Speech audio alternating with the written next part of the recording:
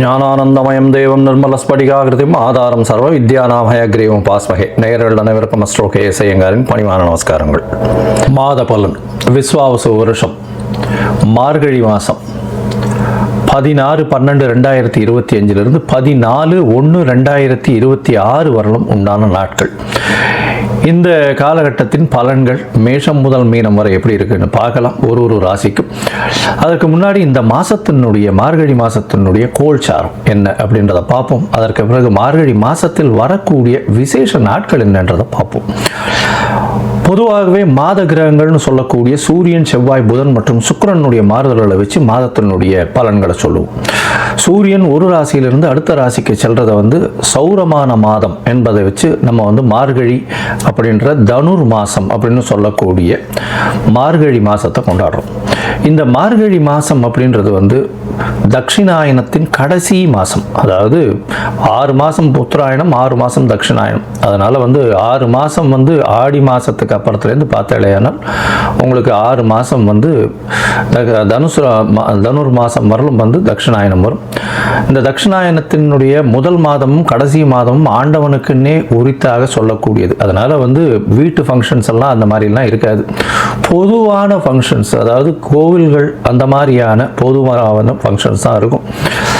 இந்த கோவில்கள், அதாவது இந்த மார்கழின்னு சொன்னாலே கோவில்களில் திருப்பாவை, திருவம்பாவை, ஆண்டாளுக்கும் சரி, நாயன்மார்களுக்கும் சரி, மிகப்பெரிய சிவன் கோவிலுக்கும் சரி, வைணவ திருத்தலங்களுக்கும் பெரிய ஏற்றத்துடன் இருக்கக்கூடிய விஷயங்களாக சொல்கிறது. மார்கழி மாதம் கார்த்தால ஒரு 3-3:30 மணிக்கு பஜனை, அதாவது திருப்பாவையும் திருவம்பாவையும் சொல்லிட்டு போகிறது, இதெல்லாம் ரொம்ப பெரிய விஷயமாக பார்க்கப்படுறது.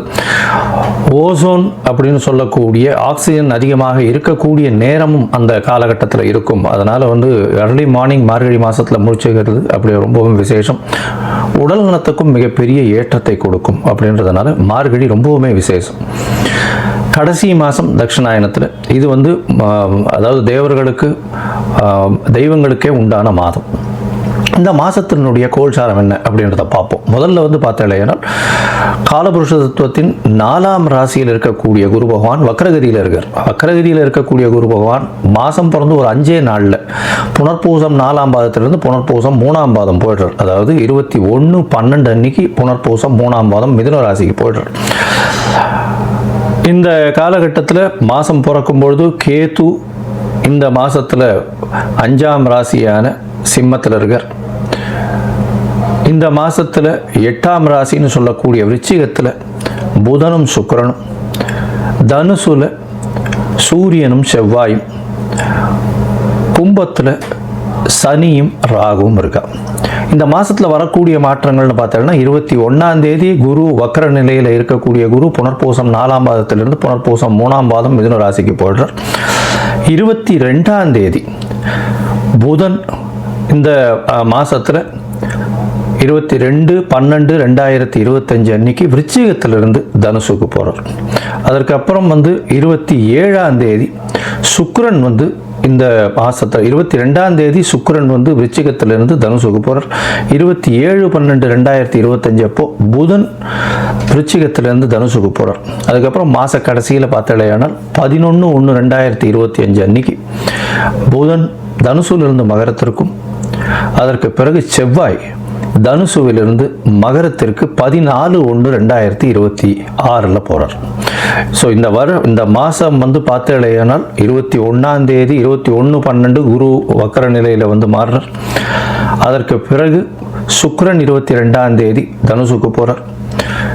27ஆம் தேதி, அதாவது 25/12/2025 அன்னைக்கு புதன் தனுசுக்கு போகிறார். 11/1/2026 அன்னைக்கு தனுசில் இருக்கக்கூடிய புதன் மகரத்திற்கு போகிறார். அதற்கு பிறகு இந்த மாதத்தின் கடைசி நாளான 30ஆம் நாள், அதாவது 14/1/2026 அன்னைக்கு செவ்வாய் தனுசுவிலிருந்து மகரத்திற்கு மாறுறார். இது இந்த மாதத்தினுடைய மாற்றங்கள். சரி, இந்த மாதத்தில் வரக்கூடிய விசேஷ நாட்கள் என்ன அப்படின்னு பார்த்தோம்னா, இந்த மாதம் மொத்தமே விசேஷம்தான். ஏன்னா 12 ஆழ்வார்களில் பெண்ணுன்னு சொல்லக்கூடிய ஆண்டாளின் மிக முக்கியமான மாதம் திருப்பாவை சொல்லி வச்ச 30 நாட்கள் வரக்கூடியது. இந்த மாதத்தில் பார்த்தாலேயானால் 19/12 அன்னைக்கு ஹனுமத் ஜெயந்தி, மார்கழி மூல நட்சத்திரம். அதற்கு பிறகு பார்த்தாலேயானால் 20ஆம் தேதி அன்னைக்கு அமாவாசை. இந்த மாதத்தில் பார்க்கும்பொழுது 30ஆம் தேதி வைகுண்ட ஏகாதசி. இந்த வருஷத்தினுடைய அதாவது மார்கழி மாதத்தில் வரக்கூடிய ஏகாதசி, வளர்பிறை ஏகாதசி, வைகுண்ட ஏகாதசி வருது.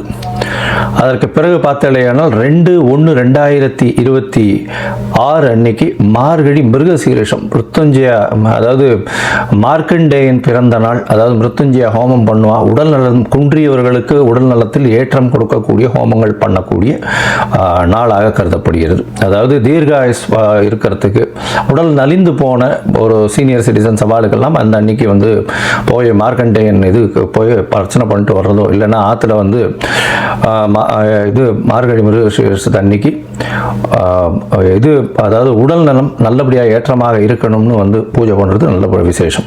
அதற்கு பிறகு 3/1/2026 அன்னைக்கு ஆருத்ரா, திருவாதிரை நட்சத்திரம்.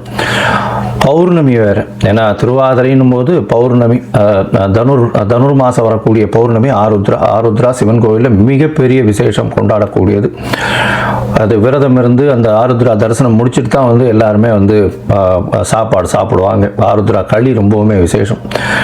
இந்த மாதம் பார்த்தேலையானால் அதாவது 11/1/2026 அன்னைக்கு கூடாரை வெல்லும் சீர் கோவிந்தா உந்தன்னை அப்படின்னு 27வது பாசுரம் வரக்கூடியது. அதாவது கூடாரை வெல்லின்னு சொல்லக்கூடிய 27வது பாசுரம். அது மிகவும் வசதியான பாசுரமாக சொல்லப்படுகிறது. அதற்கு பிறகு 14/1/2026 அன்னைக்கு போகி பண்டிகை. போகி பண்டிகை பழையன கழிதலும் புதியன புகுதலும்னு சொல்லக்கூடியது. தேவையற்ற விஷயங்கள் எதையும் வச்சுக்காம வெளியில் போட்டுட்டு, அதாவது மனசுக்குள்ளே இருக்கிறதும் சரி வெளியில் இருக்கிறதும் சரி அகமும் புறமும் தூய்மை அடையக்கூடிய ஒரு விஷயம். ஏன்னா அதுக்கு அடுத்த நாள் வந்து மகரத்துக்கு போகிறார் சூரியன். உத்தராயணம் பிறகுறது மிகப்பெரிய ஏற்றமான காலம். எல்லா விதமான நன்மைகளும் நடக்கக்கூடிய காலம். இப்போ நடந்ததை விட அதிகப்படியாக நடக்கக்கூடிய விசேஷங்கள் உண்டு. சரி, இப்போ மேஷம் முதல் மீனம் வரை ஒரு ராசியாக என்னென்ன மாற்றங்கள் என்னென்ன ஏற்றங்கள் இருக்குன்னு பார்ப்போம். அதுக்கு முன்னாடி என்னுடைய மொபைல் நம்பர் கீழே ஸ்க்ராலிங்கில் போயிட்டு இருக்கோம். உங்களுக்கு அஸ்ட்ராலாஜிக்கல் கன்சல்ட் தேவைப்பட்டதுன்னா எனக்கு ஃபோன் பண்ணுங்க. உங்களுடைய date, time, place of birth கொடுங்க. உங்களுடைய ஜாதகத்தை போடுறேன். உங்களுக்கு உங்களுடைய நீங்கள் போட்ட உடனே உங்களுடைய கட்டணம் என்னன்னு சொல்கிறேன். அந்த கட்டணத்தை செலுத்திட்டு யூடிஆர் நம்பர் ஷேர் பண்ணுங்க. உங்களுடைய ஜாதகத்தை போடுறேன். சந்தி இருக்கான்னு பார்த்துட்டு உங்களுடைய ஜாதகத்தை போட்டுட்டு அதுக்கப்புறம் உங்களுக்கு அப்பாயின்மெண்ட் தரேன். உங்களுடைய தசாபுக்தி அந்தரம் சூக்ஷ்மம் இன்றைக்கு இருக்கக்கூடிய கோச்சார நிலைமைகளை வைத்து உங்களுடைய நிலைகளை பார்த்து உங்களுக்கு என்ன பரிகாரம், எந்த அளவு எளிய பரிகாரம் செய்யலாம் அப்படின்றதையும் பார்க்கலாம். சரி, இப்போ மேஷம் முதல் மீனம் வரை உண்டான மார்கழி மாதம் விஸ்வாவசு வருஷம் எப்படி இருக்கு அப்படின்றத பார்ப்போம். கும்பம், அவிட்டம், சதயம், புரட்டாதி இந்த 3 நட்சத்திரம் 9 பாதங்களை கொண்ட ராசி. ராசியின் அதிபதினு சொல்லக்கூடிய ஒரு சனி, ஆட்சி பெற்ற சனி. உங்களுக்கு வந்து இப்போது சனி பகவான் ஆட்சி பெற்று போயிருக்கார். உங்களுடைய அதாவது பெருமை, அந்தஸ்து, கௌரவம்லாம் நிச்சயமாக ஏறும். உங்களுடைய உழைப்புக்கு ஏற்றார் போல் மிகுந்த அந்தஸ்தை அடையக்கூடிய, புகழை அடையக்கூடிய வாய்ப்புகள் அதிகம். அதுவும் வந்து ராகு பகவானும் சேர்ந்திருக்கார். அதனால் அபரிமிதமான எண்ண நிலைகள், எண்ண ஆற்றல்கள் இருக்கக்கூடிய ஓட்டம், அதற்கு ஏற்ற மாதிரி ஓடக்கூடிய உடல் வலுவையும் கொடுப்பார். அதனால் என்ன ஆகும்னா உடல் வலு அதிகமாக கொடுத்து உங்களை அதிகமாக ஓட வச்சு அதன் மூலியமாக உடல் உழைப்பை அதிகமாக கொடுக்கக்கூடிய காலகட்டமாக அமைய போகிறது. இந்த மாதம் பார்த்தீங்களேனால் அதாவது விஸ்வாவசு வருஷம் மார்கழி மாதம் 16/12/2025 14/1/2025 வரலும் உண்டான காலகட்டத்தில் ராசிக்கு 11ஆம் இடத்துல வந்து சூரியன் இருக்கிறது ரொம்பவுமே விசேஷம். பொதுவாகவே தனுர் மாதத்தில் சூரியன் வந்து 11ஆம் இடத்துல தான் இருந்து ஆகணும், வேறு வழி கிடையாது. இந்த மாதம் அதை விட பெரிய ஏற்றம் என்னென்னா 10ஆம் அதிபதியும் சேர்ந்திருக்கு. 10ஆம் அதிபதினு சொல்லக்கூடியவர் முயற்சி ஸ்தானாதிபதியான 3ஆம் அதிபதியும் சேர்ந்து இருக்கிறவர்.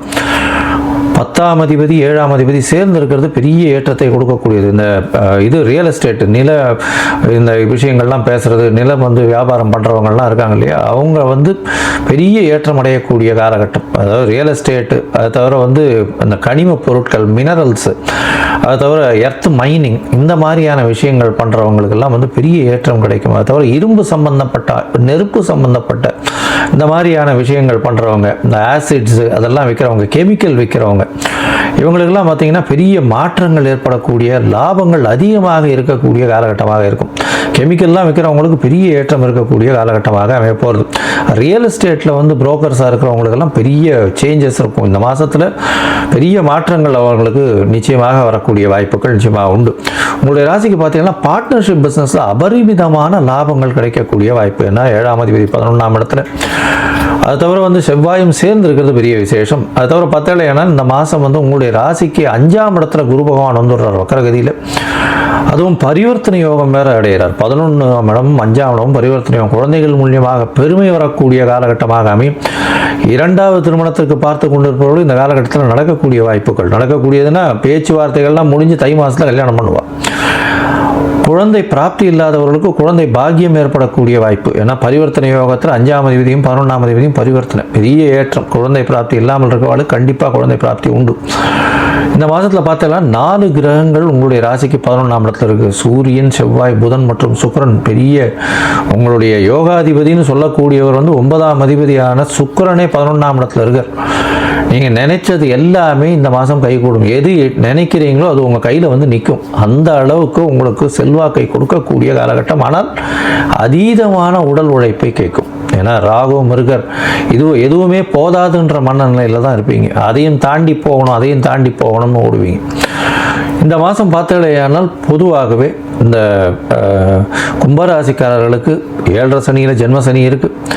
உடல் நலத்தில் சற்று ஏற்றம் இருக்கக்கூடும். ஏன்னா குரு பகவான் உங்களுடைய ராசியை பார்க்கறதுனால அடுத்த வருஷம் 3ஆம் மாதம், அதாவது 2026 3ஆம் மாதம் வரலும் வந்து குரு பகவான் சனி பகவான் உங்களுடைய ராசியில் இருக்க போகிறார். அதுக்கப்புறம் வந்து பாத சனிக்கு போகும்.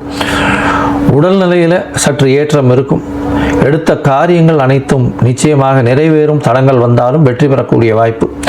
எதிர்பாலினத்தவர் மூலியமாக சற்று பின்னடைவு ஏற்படும். பார்ட்னர்ஷிப் பிஸ்னஸில் அதீதமான பணம் வரும். 2வது திருமணத்துக்கு பார்த்து கொண்டிருப்பவர்களுக்கு செட்டில் ஆகக்கூடிய வாய்ப்புகள் உண்டு. 9, 10 அதிபதிகள் சேர்ந்து இருக்கக்கூடிய காலகட்டம். 11ஆம் இடத்துல பொது காரியங்கள் பண்ணுறதுனால உங்களுடைய பதவி, புகழ், அந்தஸ்து, கௌரவம்லாம் ஏறக்கூடிய வாய்ப்பு. மூத்த சகோதரர்கள் மூலியமாக உங்களுக்கு நல்ல ஒரு பெருமை, ஏற்றம் கிடைக்கக்கூடிய காலகட்டம். தந்தையின் உடல்நிலையில் நல்ல ஒரு ஏற்றம் இருக்கும். தாயின் உடல்நிலையில் நல்ல ஒரு மாற்றங்கள் வரும். இந்த காலகட்டம் பெரிய ஏற்றமான காலகட்டம். படிக்கக்கூடிய மாணவர்கள் வெளிநாடு போகணும்னு பார்க்குறவங்களும் நல்ல ஒரு மாற்றம் இருக்கும். புதிய வேலை கிடைக்கும். வேலையில் மாறுதல் இருக்கக்கூடிய வாய்ப்புகள் நிச்சயமாக உண்டு. மொத்தத்தில் பார்க்கும்பொழுது இந்த காலகட்டத்தில் நீங்கள் வந்து சிறிது முயற்சிகளை தள்ளி வைக்கிறது நல்லது. எந்த காலகட்டம் அப்படின்னா சந்திராஷ்டம காலகட்டம். உங்களுடைய ராசிக்கு 8ஆம் இடத்துல சந்திர பகவான் போகும்போது சந்திராஷ்டம காலகட்டம்னு சொல்கிறோம். அந்த சந்திராஷ்டம காலகட்டத்தில் மதிகாரகன் மறைந்து இருக்கக்கூடிய காலகட்டமாக அமையும். இந்த காலகட்டத்தில் வந்து புதிய முயற்சி வேண்டாம், வெளியூர் வெளிமாநில பிரயாணம் வேண்டாம்னு சொல்கிறோம். ஒரு வேளை பண்ண வேண்டி இருந்ததுன்னா அருகில் இருக்கக்கூடிய விநாயகர் கோவிலில் உங்களால் முடிஞ்ச, அதாவது பால் அபிஷேகத்தை கொடுத்துட்டு போங்க. அது வந்து சந்திராஷ்டமத்தின் தாக்கத்தை குறைக்கும். இந்த மாதம் உங்களுக்கு சந்திராஷ்டம காலம் எப்போ அப்படின்னு பார்த்தோமே ஆனால் 8/1/2026 11/1/2026 வரலும் உண்டான காலகட்டம். இந்த காலகட்டத்தில் புதிய முயற்சி, வெளிநாடு வெளியூர் போக வேண்டாம் அப்படின்றத அறிவுறுத்தும். இந்த மாதத்தில் பார்த்தலையானால் நல்ல ஒரு ஏற்றமான காலம். நீங்கள் வந்து கால பைரவரை வணங்கிட்டே வாங்கும். ஏன்னா கால பைரவர்ன்றவர் வந்து சனி பகவானுக்கு குருநாதன் சொல்லக்கூடியவர்.